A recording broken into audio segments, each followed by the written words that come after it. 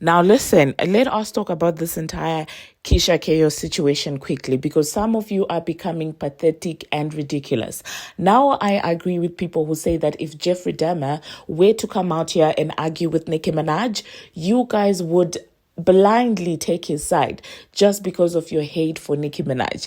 Now, it's scary actually when you look at it because when you allow your hate to override logic, your hate to override basic facts, your hate to override evil things that are being done to someone, it becomes insane. Like really, if your hate is driving every opinion that you have, it becomes a problem. Because even on this channel, you guys know it's not a secret that I really don't like Advocate BBO for her antics, for her evil heart, and all of these things. And when she was going through those things with Offset, I came on here and I said, I do not like Advovo BBL because of this and that. And I do feel like this might be her karma for how she used to behave to that girl on Love and Hip Hop. I believe her name was Asia. She thought it was cute when she was on Love and Hip Hop to mess with other people's partners. But now she's getting this. But that being said, Offset is also wrong because he did this and that and that and that and that to her. Okay. And I remember some of you came for me and you were like, how dare you say that Offset is wrong? Because you know why? In as much as at Vovo BBO, I don't like her, that does not mean that what Offset did is right. Okay. They can both be wrong. I don't have to be massively for Offset to make a point that I don't like at Vovo BBO. Absolutely not. And I feel like sometimes this is why I be having fights with some of you guys on this channel because they're just extremes that I don't go to just because I don't like someone. And I would believe that human decency requires us to do the same thing. I get it. You don't like Nicki Minaj. Okay, you don't like her because she's cocky. You don't like her because she has an attitude, as you guys like to say. You don't like her because she has audacity to call people that you look at as gods. Okay, she's able to call them out on their BS. We get it. You don't like it. Okay, for whatever reason that the media fed you or made you believe, it's fine. You don't like her. But there are certain things that when you look at, you should be able to say, in as much as I may not like Nicki Minaj, this is wrong. What's being done to her is wrong. When people are putting on mental health allegations or someone without proof, to see people come online and diagnose her, and then the same people turn around to be advocates for mental health, I look at that and I'm like, what is the world becoming? Okay? And this video, I'm actually going to direct it to regular people, regular folk, okay? Not media personalities. Because at this point, we've established that media personalities have something, there's something in it for them, okay? There are certain platforms, for example, the Breakfast Club. Of course, you cannot convince me that they're able to sit on air and contradict themselves day in, day out when it pertains to Nicki Minaj, ride proudly on double standards and not get anything out of it. No, at this point, it's either in their job description or there's polarization on the side. So from them, really, I don't expect much. But what shocks me is the people that ride behind this nonsense. Because what's in it for you? You guys are just being evil for fun. Like, you guys just do not know when to draw the lines for fun. To me, I feel like these are the same people who wish that people would be unalived because, well, they have differences with them. Do you know there are people like that would celebrate the passing away of someone that they have an issue with? And when you look back at that issue, it's probably because that person loved their hairstyle, that person, rubbed them off the wrong way. And I mean, if you don't know how to regulate your hate, you are low-key. I don't want to be diagnosing people, but for me, that's even more worrisome than Nicki Minaj going in on on Jay-Z. You might need that mental health label that you're labeling on Nicki Minaj. You might need to put it on yourself. Because if you go to the extent of wishing that someone's rights gets taken from them because they're beefing with your favorite artist, I mean, who has the issue here? But anyway, let's get into, I'm done with my rant, okay? I just wanted to put that out there because it's pathetic, okay? That being said, you guys know that Gucci Mane's wife and Gucci went to the Breakfast Club and they were touching on a lot of things. Now, the Breakfast Club at this point, I'm just like, you guys, what are you doing? When do you guys stop? And do you really think that you guys are mini gods? Because that's how you're beginning to act. Jess Hilarious, Lauren LaRosa, you being women and with your chest, knowing what's going on behind the scenes and shamelessly coming on that platform to push mental health narratives on a woman with a son. Lauren LaRosa, Jess Hilarious.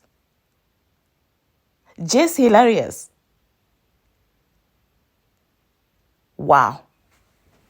Being women, sitting on that platform, knowing that that woman has a child, propelling narratives about her being mentally unstable for the benefit of executives, dirty executives in the industry, doing that for a paycheck and going to bed at night sleeping.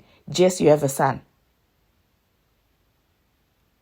Doing that and going back to sleep and, playing with your son and propelling narratives that would get another woman's child taken from them. You guys doing that. I mean, you're on a big platform. We see it. We get it. You might be getting money from that. We see it. We get it. But at the end of the day, we are all human beings. That's the thing. We are all human beings. And I do like to believe that when God created us, he gave all of us some form of conscience. Where did you guys throw it? All for what? For a check, for fame? Hopefully, we will not refer back to this video when karma starts taking its course. Actually, not even karma. When God starts doing his thing. I hope we will not circle back to this video. But anyway, they sat on the Breakfast Club and strategically, they were talking about mental health and stuff like that.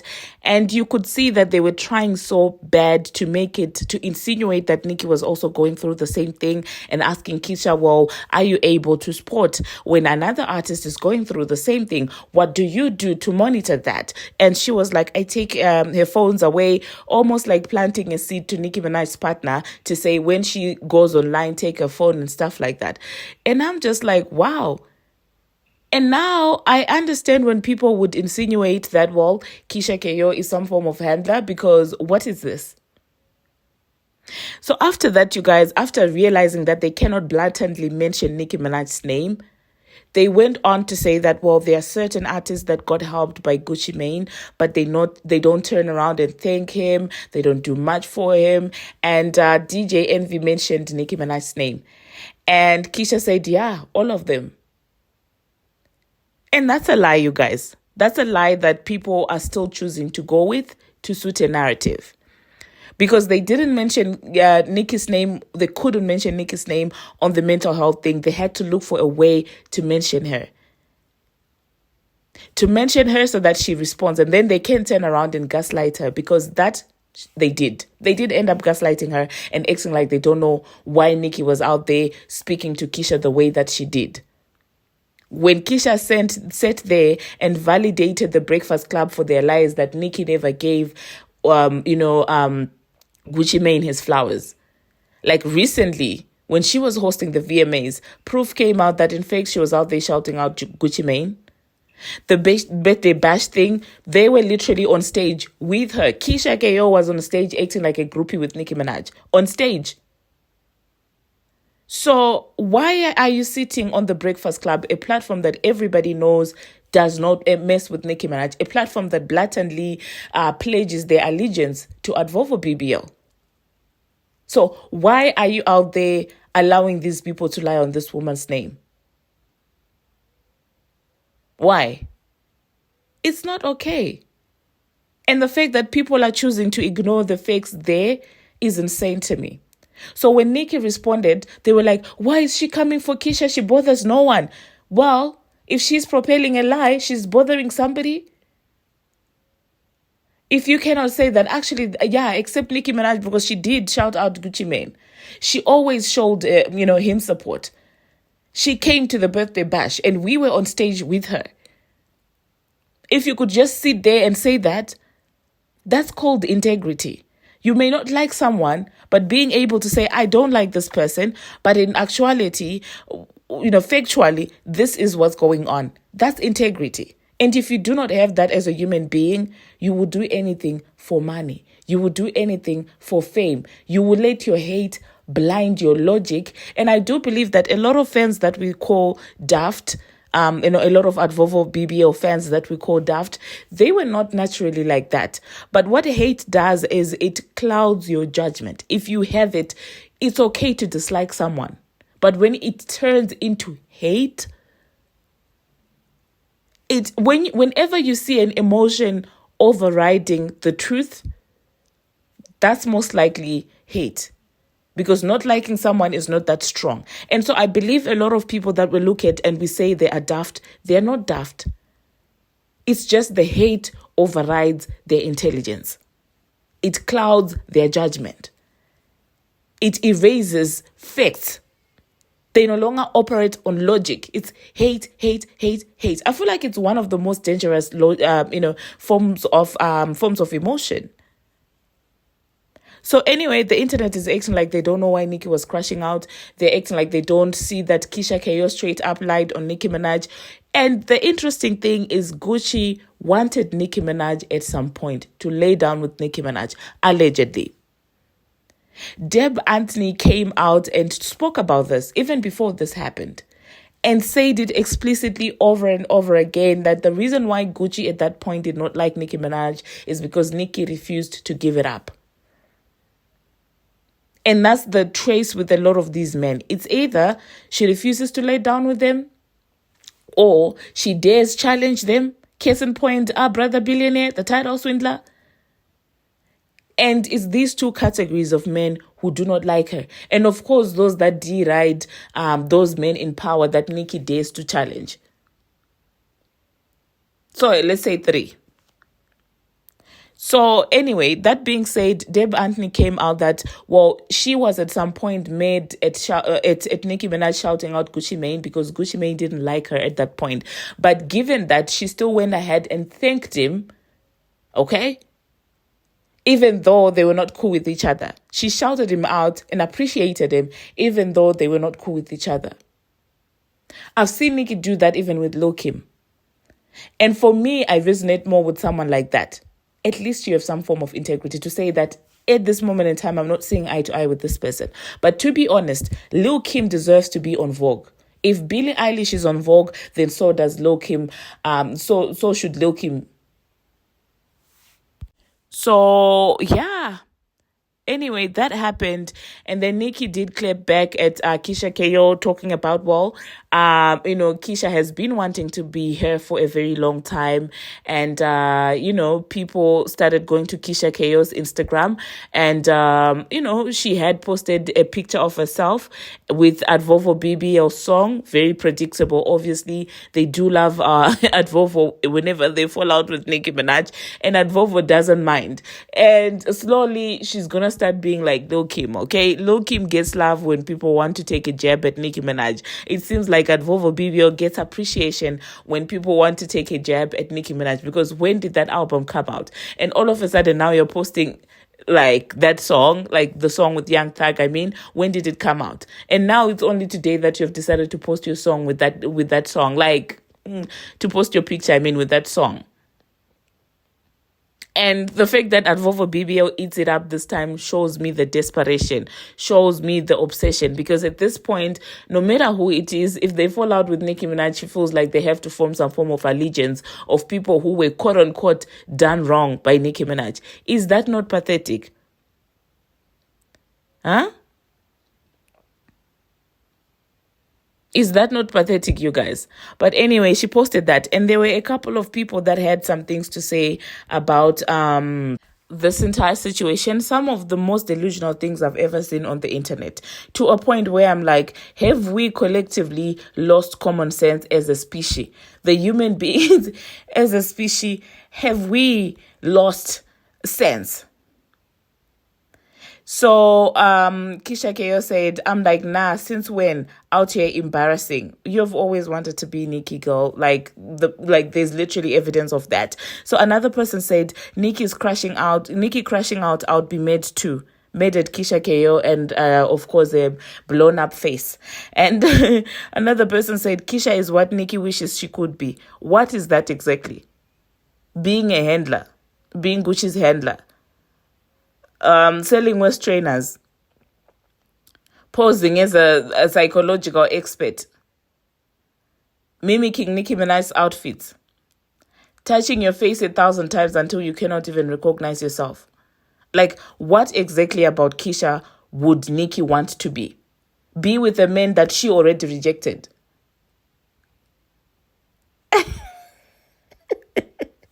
You cannot make this up, you guys. You are insane. Like, at this point, I'm just like, as a collective, people are crazy. Because does that even make sense? I get it. You don't like her. This is the thing. You do not have to like Nicki Minaj, but to say that Nicki wants to be Keyshia Kayoir. I can't. I cannot take you guys seriously. These are the people that we are tweeting amongst. This is somebody with 5 senses who is saying that Keyshia Kayoir is everything that Nicki Minaj wants to be. What exactly is that? You guys have lost the plot, okay?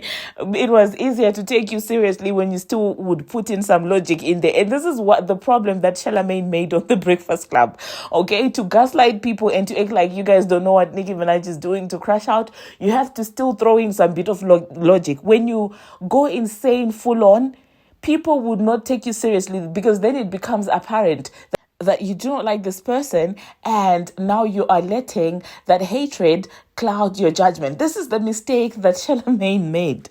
If you want to be a true hater, keep some logic in there. At least people can take you seriously. Because who's going to take... Now people, even those that wanted to support her, are like, now, come on now.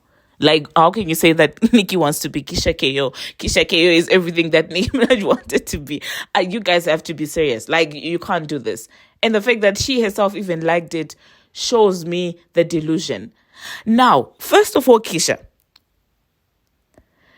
going together with my man to dislike a woman that he does not like because that woman denied him access to her body, is pathetic.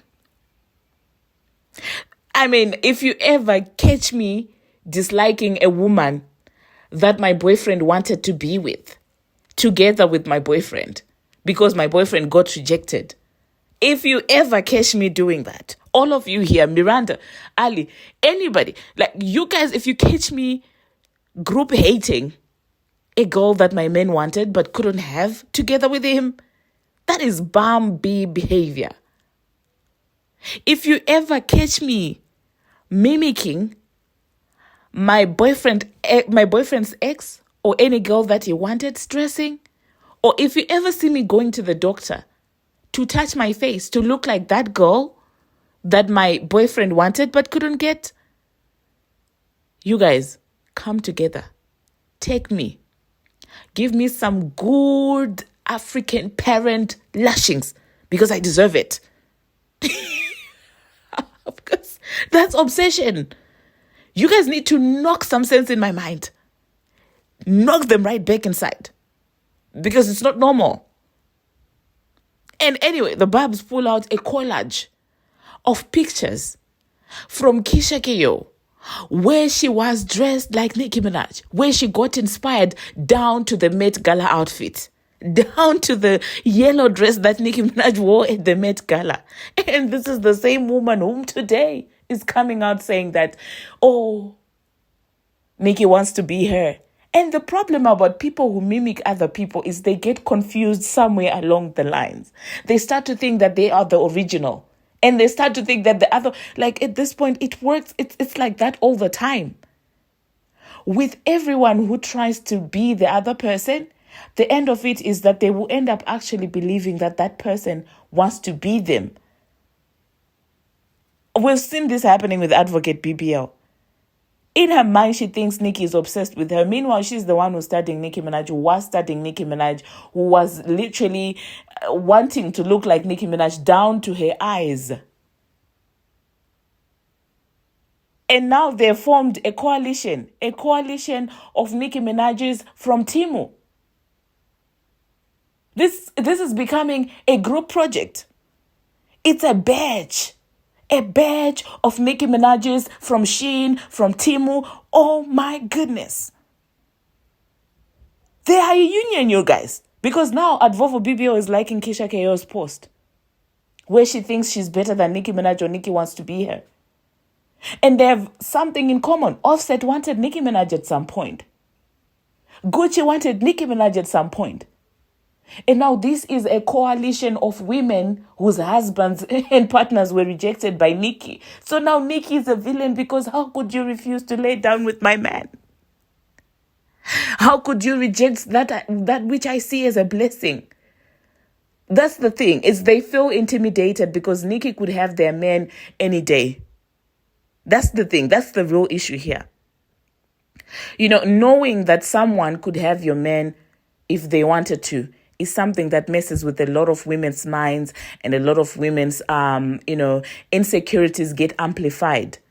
That's the thing that turns women into stalkers. That's the thing that make women obsess over other women. The fact that she knows whilst lying down to Gucci Mane, after handling him, she knows that, well, actually, he wanted Nicki Minaj and he crashed out over not having her. Because I do believe it was not his first time to be rejected, but it hit different when it was Nicki Minaj. Because guess what? He probably wanted something serious with him. The same with Offset. So this breeds enmity. This breeds one-sided competition with the other woman. And that's exactly what we are seeing with Keyshia Kaoir. The fake psychologist. Yeah, that's what we're seeing. Any chance to come at Nicki, oh, let's go there in arms. So now she's wishing that, okay, maybe if Nicki has some mental health issues, that would make Gucci realize that I'm the better pick for him because at least I don't have any mental health issues. Meanwhile, probably Gucci is thinking, if you guys are saying that Nicki also has the mental condition that I have, we were perfect for each other. Why do I have this person who's taking my Instagram and changing my passwords? The narrative is probably making, I believe, okay, maybe Gucci, whilst they were laying down, said, are you saying Nicki has the same mental issue as mine? And she said, yeah, she has. Now you see, you picked me. You made a better choice. And Gucci said, oh my God, we could be the power couple. We could understand each other. We could relate to each other more even now. And she woke up the next day and said, let me go to the Breakfast Club.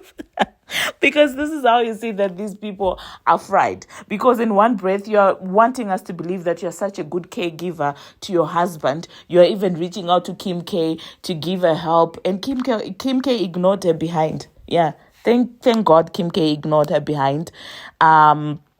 In one breath, you want us to applaud for you for being a caregiver. In another breath, you're out there falsely diagnosing another person without any qualifications. Make it make sense. But anyway, this is all I had to say about this whole Keyshia Kaoir situation, okay? At this point, especially with women, it's normally women that are intimidated by Nicki Minaj in one way or the other because they don't have the audacity that she has. So they feel like the same way they have to bow down to the industry handlers, the industry execs, she has to do that. I know people like that. I used to work in corporate with people like that. Even when it comes to negotiating salaries, there are people that are timid. They don't want to negotiate their salaries. You go in there, you speak your ish, you negotiate your salary, you tell people, I know my worth, I know what I'm bringing to the table, increase my salary. Okay? And if it's in a meeting, you're standing your ground. I do believe we have to move this way because of this and that and that and that. You're doing it yourself. Okay? Maybe you're criticizing the opinion of, I don't know, the partner.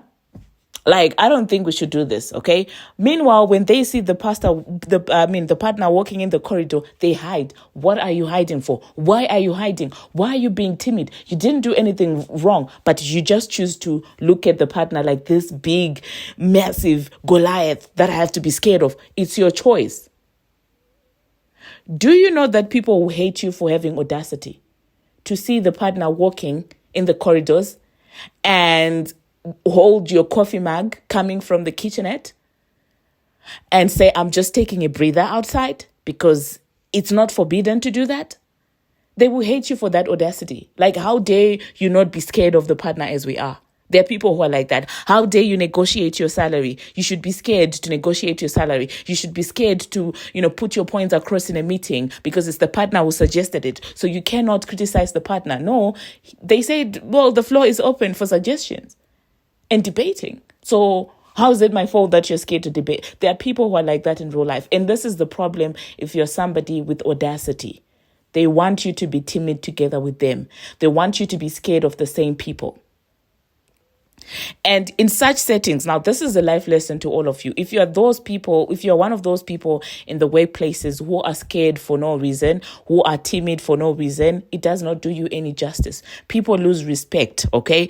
If you think that by just moving around as sheep around your superiors at work, if you think that that's going to make them like you or respect you, I'm sorry, that's not going to give you that outcome. So now what makes the other people that are timid mad is after you've challenged authority, after you have made your points clear, after you have shown that you're bold in your right, your audacity and everything, after you do that, do you know that authority even respects you more?